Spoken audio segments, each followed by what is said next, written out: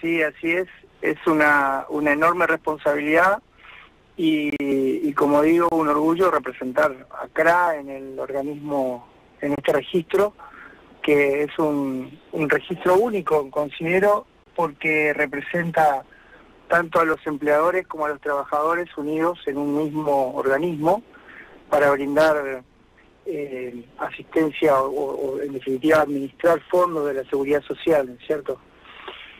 Y bueno, los objetivos son obviamente seguir brindando esa asistencia a lo largo del año, administrar fondos que en definitiva en esta situación inflacionaria y con las restricciones legales que tiene el organismo, que limita la posibilidad de poder tener esos fondos resguardados contra la situación inflacionaria que estamos viviendo, es realmente hacer malabares, digamos, ¿no? Claro. Ese sería el mayor de los desafíos, es decir, el no ir descapitalizándose frente a esta situación inflacionaria. Porque no sé si saben, pero bueno, el organismo siempre tiene un fondo de sustentabilidad para poder abonar las prestaciones en tiempo y en forma, las prestaciones por desempleo a los trabajadores rurales, básicamente, y ese fondo tiene una limitación legal que es el que no puede ser invertido en otra cosa que no sea plazos fijos en banca oficial o bien bonos soberanos de la República Argentina. Entonces, frente a la inflación, estamos con todas las pequeñas posibilidades de inversión siempre para atrás y ese es el mayor de los desafíos, me parece a mí.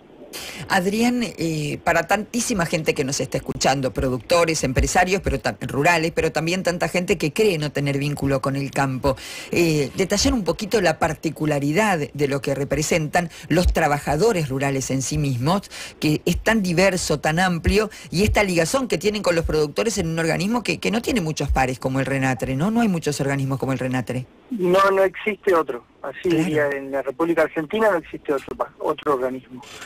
El organismo tiene por finalidad administrar, fue creado por ley, tiene por finalidad administrar fondos de la seguridad social que abonan los productores en el denominado F931, digamos, en los aportes y contribuciones de la seguridad social.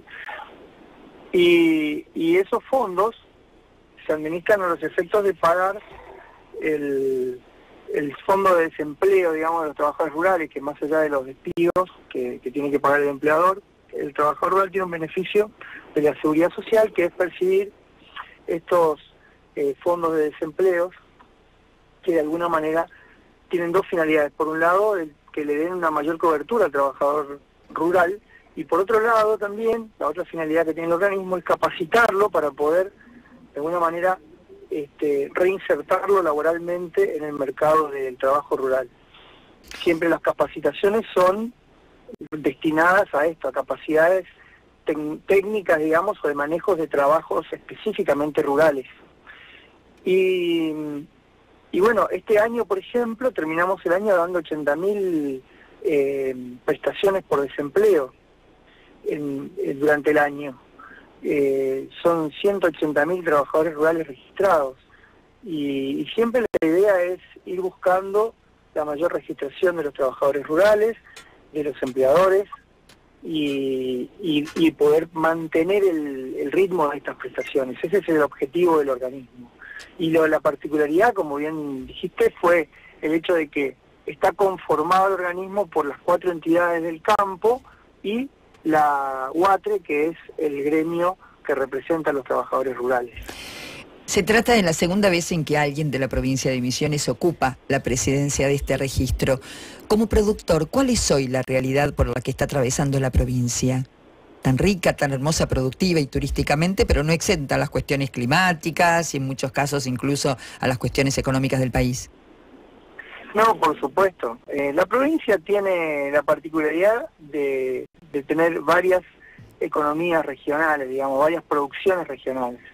Principalmente yerba mate, té, forestación y algo de ganadería, lechería. Esas son las producciones más importantes, si se quiere, ¿no? Obviamente que ahora con las últimas medidas de este decreto de necesidad de urgencia, que nos hace a todos los argentinos estar hablando de eso, claro. se desregula el mercado de la yerba mate, si esto se efectiviza, digamos, y plantea un nuevo escenario, obviamente, que consideramos nosotros, por lo menos desde la Federación, que es un escenario positivo, que significa, por supuesto, un cambio cultural en todos, pero para quienes, por ejemplo, también estamos trabajando en el sector ganadero, estamos acostumbrados a que el precio lo fije la oferta y la demanda, y tener que convivir con una situación de libertad de comercio, básicamente, por lo menos en lo que respecta al comercio interno, ¿no? Claro. Así que ese es el mayor problema en este momento, el tema del temor, digamos, de mucha gente. Vamos a traducirlo, digamos, entre comillas, no es tal, pero la desaparición de la funcionalidad del INIM, del Instituto Nacional de la Yerba Mate. Claro, al INIM al INIM el decreto de necesidad de urgencia le deroga un par de incisos que le deroga facultades. Digamos, que tenía el organismo para poder fijar precios. Exactamente, que siempre tenía que laudar el Estado al final. Exacto, de hecho una sola vez fijó precio, el resto de las veces terminaba laudando el Estado. Y además cuando fijaba precios pasaba lo siguiente, se pagaba o por encima o por debajo de acuerdo a la oferta o a la demanda de producto que había. Entonces, el que pagaba por encima pagaba la diferencia en negro, y cuando se pagaba por debajo hacía que el productor tenga que ir con el cheque, cobrar el cheque y devolverle parte de ese dinero al molino para que le puedan realizar el pago. O sea, era verdaderamente una situación bastante hipócrita, digamos, porque decía que se laudaba a precio, que se fijaba a precio, pero en realidad nadie lo respetaba. Era un precio indicativo, si se quiere. Entonces, hoy día con esta modificación lo que va a ocurrir es que realmente el precio que puede fijar el organismo como un precio indicativo, de acuerdo al estudio de costos, etcétera, pero no va a ser un precio obligatorio. Y no va a imponérsele sanciones a nadie por cumplir o por no cumplir ese precio. Hiper interesante el tema, porque de alguna manera, digo yo, hablaba recién con Carlos Germano, el analista político de Chacra, que tanto el mercado de cañuelas, el agroganadero, como ahora lo que ocurrió con el INIM, es como un leading case de lo que está viniendo, ¿no? De algo que es diferente, que no podemos, no es valorativo si es mejor o peor, pero está claro lo que está viniendo, un mercado de libre oferta y demanda y un instituto que ahora, en alguno de sus incisos o de sus artículos, pierde esa potestad que en términos prácticos casi no se aplicaba. Básicamente es eso. Exactamente, es así, en términos prácticos no se aplicaba. Adrián... Siempre tenía un... Sí, perdóneme.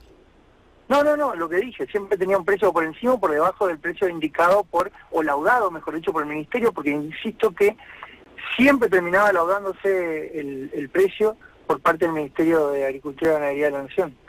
Adrián Luna Vázquez es presidente del RENATRE. Queremos agradecerle enormemente que haya conversado con nosotros e invitarlo a que cuando esté en Buenos Aires nos visiten los estudios de Chacra Televisión para poder hacer una charla extensa sobre cada uno de los temas que tiene que ver con el RENATRE y cuáles serán las proyecciones que llevará adelante.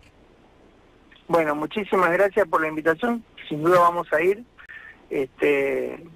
Para mí es un placer atenderlos y bueno, a disposición, por supuesto, para cuando así lo quieran.